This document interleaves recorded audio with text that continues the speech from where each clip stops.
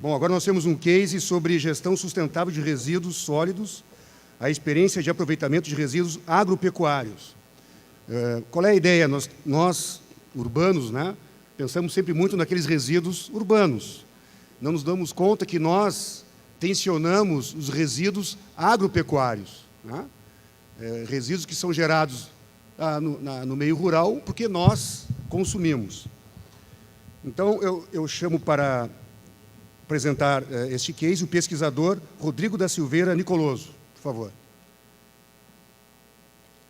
E se mantém aqui à mesa para coordenar, para nos ajudar, então, para esse case, o Mário Seben. Obrigado, Mário.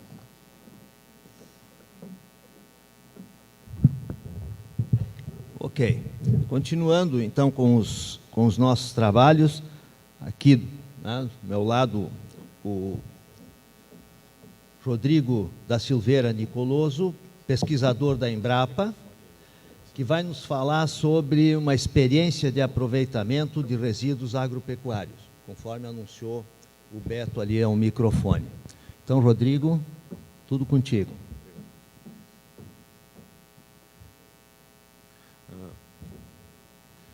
Boa tarde.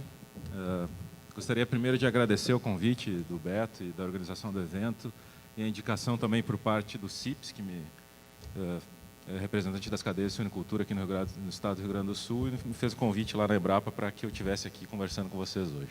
Vou pedir licença para me levantar e ficar mais à vontade aqui para a apresentação dos slides. O objetivo da apresentação é mostrar um modelo de gestão ambiental que nós desenvolvemos lá na Embrapa Suínos e Aves. Foi um modelo que teve uma parceria bastante forte nosso da pesquisa por parte da Embrapa, instituições de pesquisa de Santa Catarina, no Rio Grande do Sul, com um órgão ambiental que é similar à FEPAM aqui, que é a Fátima, lá em Santa Catarina, para licenciar as atividades de suinicultura no estado de Santa Catarina. É um modelo que a gente já implantou em Santa Catarina e está tentando difundir para o restante do país. Bom, e o que tem a ver, então, esse modelo de gestão ambiental com o tema aqui do seminário Cidade Bem Tratada? A gente está falando de resíduos orgânicos. E resíduos orgânicos, eles têm um interesse de reciclagem, principalmente com o fertilizante na área agrícola. Ele tem um potencial fertilizante equiparável ao potencial poluente desse resíduo. Então, ele tem que ser muito bem manejado para que ele seja realmente utilizado da melhor maneira possível como fertilizante. E a gente, quando trabalhou nesse modelo que gerou essa instrução normativa que licencia a suinicultura lá em Santa Catarina, a gente aplicou um conceito simples, que é o conceito da reciclagem, ou, como eu estou colocando nesse slide aqui, um conceito de balanço de nutrientes. Ou seja, eu, como sou agrônomo, eu tendo a olhar para toda essa cadeia de suinicultura, avicultura, como um balanço de nutrientes, uma cadeia de fluxo de nutrientes.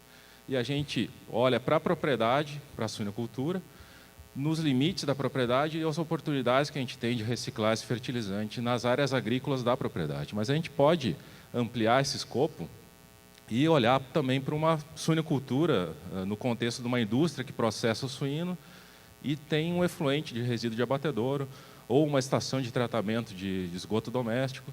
Todo esse tipo de cadeia que produz resíduo orgânico, a gente pode aplicar esse mesmo conceito.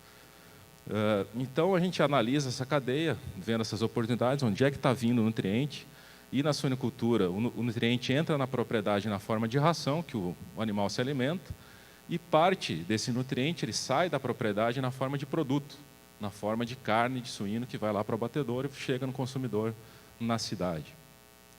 Só que uma boa parte desse resíduo, mais de 50% do nitrogênio, do fósforo e do potássio, dos nutrientes que o animal consome, ele não é convertido em carne, ele é convertido em dejeto, ele é excretado. E esse dejeto é o que vai causar um impacto ambiental. A gente pode fazer uma analogia, então, com uma estação de tratamento de esgoto, ou então uma estação de biogás, que tem um resíduo lá para ser tratado ou destinado da melhor maneira possível depois de processado.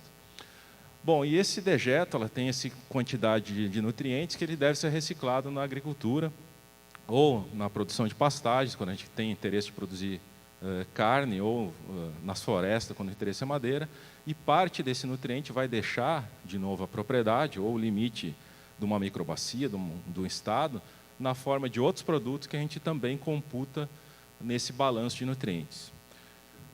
E qual é a lógica, então, desse balanço, de fazer esse balanço? É que quando você tem uma importação de nutrientes muito superior à tua exportação de nutrientes na tua cadeia, isso vale para qualquer cadeia, de novo, que tenha essa base orgânica, você tem uma alta emissão, um alto impacto ambiental, seja na emissão de gás de efeito estufa, que é um tema bastante relevante hoje em dia, seja no escoamento e na perda de nutrientes via escoamento, que vai chegar num recurso hídrico que vai causar poluição. A gente pode fazer uma associação que acontece nos lixões também. E também a poluição do lençol freático por lixiviação de nitrato, patógenos, uma série de poluentes que pode causar a poluição das águas. Então, a gente quer evitar essa questão de importação de nutrientes, a entrada na cadeia seja maior que a exportação, a gente quer chegar num balanço. Nessa situação, o que acontece? A gente tem uma baixa eficiência, porque a gente está perdendo nutriente, causando poluição, boa produtividade agrícola, porque tem um excesso de nutriente nessa área, mas o teu impacto ambiental local é bastante relevante. Isso aí era característico da suinocultura, porque a suinocultura ela começou em pequenas propriedades no noroeste do Rio Grande do Sul, oeste de Santa Catarina, propriedades de pouca área agrícola para você reciclar esse dejeto como fertilizante, e com esse aumento de escala de produção de suínos, essa questão de importação de nutrientes para produzir o suíno e descarte nas áreas agrícolas começou a ter uma pressão ambiental muito grande. Então, o que acontece quando você tem esse excesso de nutrientes? Você tem que investir num sistema de tratamento para poder eliminar esse passivo. E esse tratamento, você inclui um custo aí na cadeia que você tem que fazer um balanço de custo e benefício. Vale a pena você continuar produzindo naquela escala, você tem que reduzir a escala, ou você tem um sistema de tratamento que pague o custo de tratar esse dejeto. Mas também a gente não quer que a importação de nutrientes, ou seja, a produção de suínos, seja menor do que a gente tem capacidade de reciclar esse dejeto nas áreas agrícolas. Por quê? Porque se a importação for menor que a capacidade, ou você usa fertilizante mineral, ou você perde produtividade. Então, de novo, você tem um sistema que é pouco eficiente, que tem baixa produtividade, e o teu impacto ambiental, em vez de diminuir, ele continua alto, porque em vez de você produzir bastante em pouca área, você tem que ter mais área para produzir a mesma quantidade de alimento. Então, o teu impacto da cadeia continua bastante alto. Então, quando você resolve essa equação de importação similar à exportação de nutrientes, resolve a questão do balanço e da reciclagem, você tem alta produtividade, alta eficiência e reduz o teu impacto ambiental. Essa é a lógica. E essa é a lógica que a gente pode trazer também para esse contexto de tratamento de esgoto numa cidade, por exemplo. Vocês vejam o desafio que a gente tem na suinocultura aqui na região sul do país. A gente tem uma estrutura fundiária bastante pequena, são propriedades de pequena mão de obra, pequena propriedade familiar, menos de 20 hectares, uma topografia que dificulta muito você reciclar esse dejeto na agricultura, você tem dificuldade de mecanizar e aplicar o fertilizante no momento certo, na dose adequada, e isso ocasiona uma baixa demanda por fertilizantes. E vocês vejam essa imagem aqui, é lá do oeste de Santa Catarina. Cada unidade, isso aqui é uma unidade de produção de suínos ou de aves, e está muito próxima da cidade. Então, é uma integração quase que agricultura entrando na área urbana. E você vê o conflito que isso pode gerar com a questão de mau cheiro, com a questão da aplicação do dejeto nas áreas agrícolas, que é um desafio bastante grande. Em outras regiões, por exemplo, no centro-oeste do Brasil, o desafio é outro. O desafio é usar esse fertilizante da melhor maneira possível, porque você tem propriedades de tamanho bastante maior, você tem uma grande oportunidade de reciclar esse fertilizante como o do dejeto como fertilizante, você tem realmente uma grande demanda por fertilizante e pode utilizar tecnologias que permitam você utilizar esse dejeto com um custo bastante baixo como fertirrigação. Então, esse modelo que a gente gerou, ele computa todas essas questões de diferentes cenários que a gente tem no Brasil. Vocês vejam a suinocultura, ela está bastante concentrada nessa região noroeste do Rio Grande do Sul e oeste de Santa Catarina, é a principal região produtora do país, e é a região que a gente tem menor oferta de área agrícola. A gente tem, se a gente considerar toda a região sul do país, a gente tem uma oferta de 0,54 suínos para cada hectare de área agrícola disponível. Quando a gente olha lá para o centro-oeste, essa relação cai 0,06, ou seja, a oferta de área agrícola em relação ao rebanho de suínos é muito mais folgada. A gente tem oportunidade de expansão. Então, o desafio para cada região é um desafio distinto no sul do país e na região centro-oeste, por exemplo. Então, o que a gente pode fazer com esse dejeto? É a mesma pergunta que a gente pode fazer com o resíduo que vocês têm orgânico aqui na cidade. Primeiro, a gente pode tratar, a gente pode destinar ele para uso agronômico, a gente pode fazer o que com ele? Bom, primeiro, a gente tem que saber qual é o problema que a gente tem que resolver. Se o problema é limitação de área agrícola, você tem que ter uma tecnologia que resolva o teu problema. Não adianta você investir numa tecnologia que produza biogás, por exemplo, com biodigestor, se o teu problema não é energia, se você não tem para quem vender essa energia e se você não sabe o que fazer com o resíduo do biodigestor. Quais são as indicações e limitações de cada tecnologia e o que você tem de oportunidade de negócio que pode surgir com essa tecnologia que você vai adotar. Então, por exemplo, biodigestão anaeróbica está super na moda a gente trabalhar com tratamento de resíduos, seja de área agrícola ou urbano, para a produção de biogás. A gente tem modelos de biodigestores adaptados a diferentes realidades, desde uma pequena produção, uma propriedade em escala reduzida, até biodigestores no conceito de uma usina, que aqui já é um negócio não de tratamento, mas sim de produção de energia elétrica. É uma usina de biogás, uma energia de eletricidade. Só que esse biodigestor ele não remove nutriente do dejeto. O que entra de nitrogênio, fósforo e potássio e outros nutrientes, ele sai lá no final do biodigestor, você remove só carbono. Então, se você quer resolver o problema de área agrícola, essa tecnologia não resolve o teu problema, você não pode se basear nela, a não ser que você tenha um sistema de tratamento pós-biodigestor que remova o nutriente, mas isso, de novo, onera custo nesse sistema. Então, você vai investir no biodigestor quando você tem interesse realmente em produzir energia elétrica e reaproveitar esse efluente de outra maneira. Uma outra rota que a gente estuda lá na Embrapa é a rota da compostagem. Isso aqui tem um apelo bastante grande aqui na área urbana. Qual é a lógica da compostagem? A gente tem um resíduo líquido com 95% de água, extremamente oneroso você transportar isso, e por isso o desafio é tão grande na suinicultura, que a gente faz um processo de compostagem e transforma num fertilizante sólido. E um fertilizante sólido, inclusive com qualidade para registro no Ministério da Agricultura e comercialização. Essa aqui é uma empresa que a gente praticamente incubou com a tecnologia da Embrapa, e a gente produziu um fertilizante orgânico à base de dejetos suínos, que é vendido em supermercado, no centro urbano, para uso em floricultura, paisagismo. Então, a gente está transformando um dejeto que é um rejeito, que ninguém queria, que o produtor não sabia o que fazer, numa nova fonte de renda para ele. Então, qual é a lógica dessa compostagem? É que você trate o resíduo para concentrar ele num fertilizante sólido que você permita agregar valor e transportar ele para uma distância maior. Essa é a lógica da compostagem e, se você tem esse interesse, essa é uma tecnologia que está disponível. E a outra lógica que a gente trabalha é realmente aproveitar o potencial fertilizante do dejeto. Ou seja, o dejeto ele é rico em nitrogênio, fósforo e potássio, ele é um fertilizante de interesse agronômico para uso na agricultura. Um dos maiores custos de produção hoje para você produzir milho chega a 50% é o custo de fertilizante.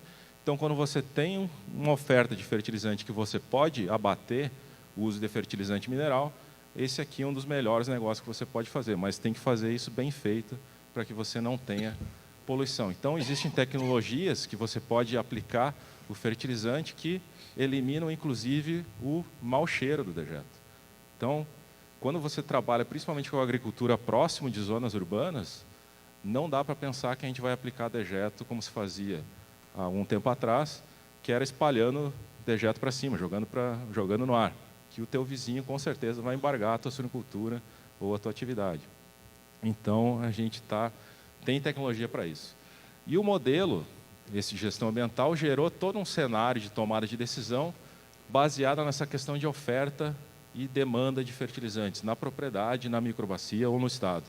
Quando você consegue resolver essa equação que a tua oferta é menor que a demanda, você pode trabalhar com qualquer uma das tecnologias, reciclando o dejeto e aplicando ele na propriedade, que o teu impacto ambiental vai ser mitigado. 5 minutos, Rodrigo. Sim. Ok? Se você tem uma oferta maior que a tua disponibilidade de área agrícola para reciclagem e não tem interesse em reduzir a tua produção, você tem que investir numa tecnologia de tratamento, compostagem, que permita você concentrar o fertilizante e transportar, ou num sistema de tratamento mais avançado, que permita você remover aquela carga de NPK e, inclusive, lançar em corpo hídrico se tiver padrão de lançamento. A gente já tem uma instrução normativa do CONAMA que regulamenta essa questão. Tem toda uma fórmula aqui para a gente dimensionar rebanhos de suínos conforme o tamanho da propriedade, a microbacia. Eu não vou entrar nos detalhes dela pela questão do tempo, mas ela computa toda a oferta de dejeto via quantidade de animais alojados, uso de outros tipos de fertilizante na propriedade, sistema de tratamento, a eficiência agronômica do dejeto, mas o principal objetivo dessa fórmula é educar, além de licenciar as granjas, é educar o produtor que ele pode fazer da melhor maneira possível. Então, vocês vejam, isso aqui é um levantamento que foi feito numa microbacia lá de Santa Catarina, que foi feita essa questão de balanço, importação e exportação de fertilizante na microbacia. Aqui em cima tem toda a exportação de nutrientes via as culturas agrícolas que eles cultivavam nessa microbacia. Vocês vejam 95 toneladas de nitrogênio e 17 de fósforo. E a importação de fertilizante via dejeto de suínos, que era uma das fontes de fertilizante disponível, e fertilizante mineral. Tanto o dejeto de suínos como o fertilizante mineral já era superior à exportação de nutrientes que eles tinham. Então, se o produtor que está trabalhando nessa microbacia não quer causar impacto ambiental e quer manter a sua produtividade sustentável no futuro, o que ele tem que fazer? Reduzir primeiro a suinocultura ou reduzir o uso de fertilizante mineral? É óbvio que é o uso de fertilizante mineral, que isso aqui é caro, e isso aqui impacta realmente a cadeia produtiva. Então, a gente, além de bolar esse sistema, a gente bolou um sistema de monitoramento. Bom, vamos ver como é que está acontecendo essa questão de poluição ambiental relacionada à suinocultura, e pode ser aplicada a qualquer outra cadeia. Então, a gente bolou um sistema de monitoramento de qualidade do solo, que está implantado em Santa Catarina.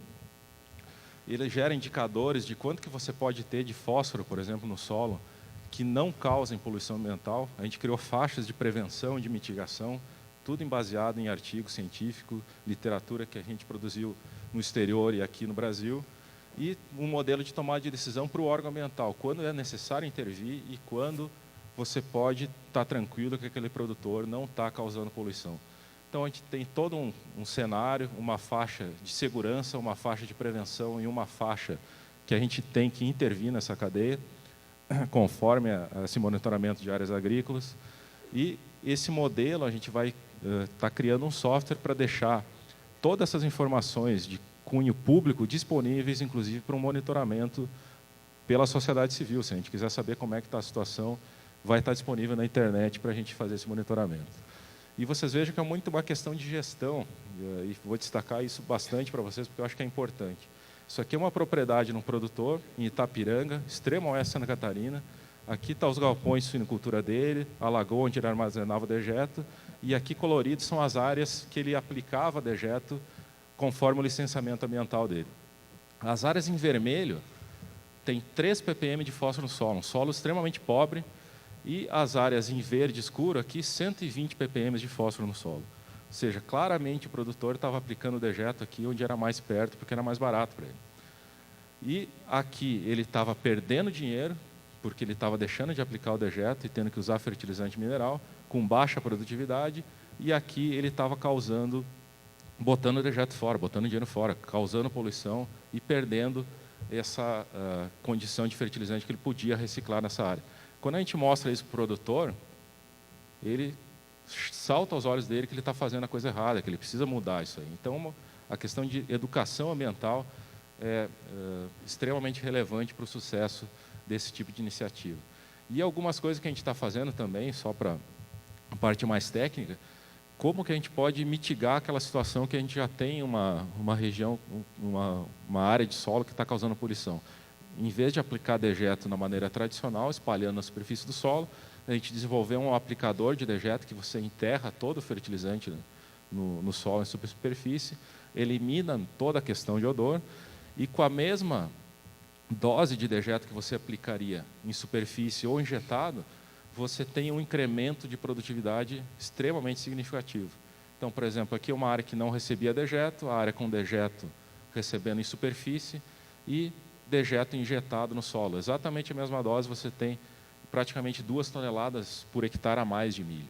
Então, é uma maneira de você tratar a questão agronômica e ambiental com um ganho econômico associado. É uma tecnologia ganha-ganha. Você ganha tanto do ponto de vista ambiental como do ponto de vista de produtividade econômica.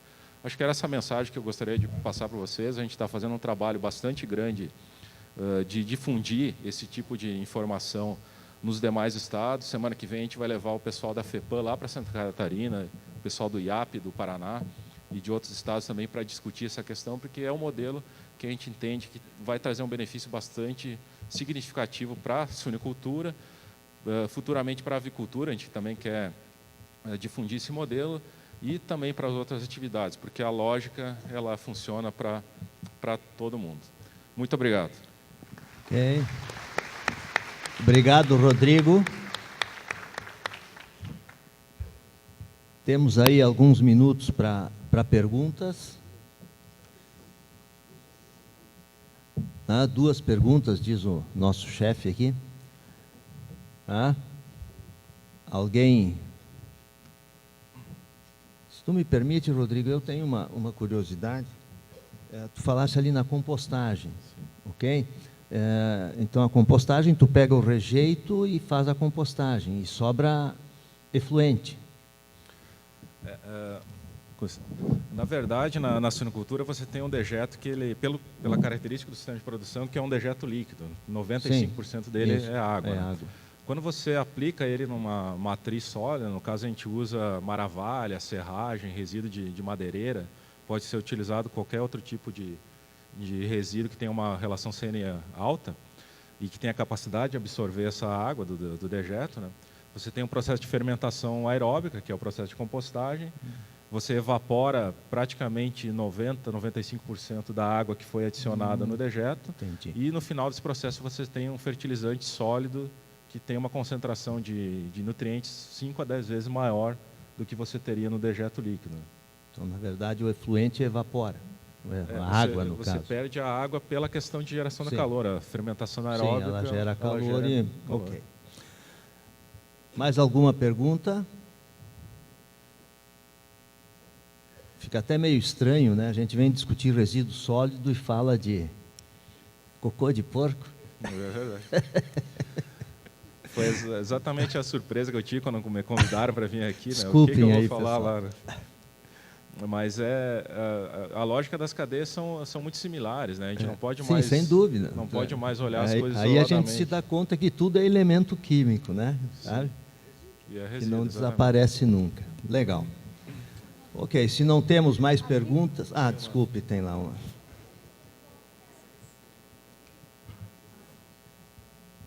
Só um momento, por favor. Então, deixa... Boa tarde, parabéns pela palestra. Eu sou Marco Miller, de Portão. O senhor podia nos falar sobre o financiamento para o agricultor referente a esse projeto? Eu lembro, no meu tempo lá de São Paulo, de analista de mercado de capitais, a Sadia aplicou alguns milhões, com recurso do BNDES, para montar algumas centenas desses trabalhos. O senhor diz hoje como está esse assunto de financiamento para o agricultor? Primeiro, para falar um pouco dessa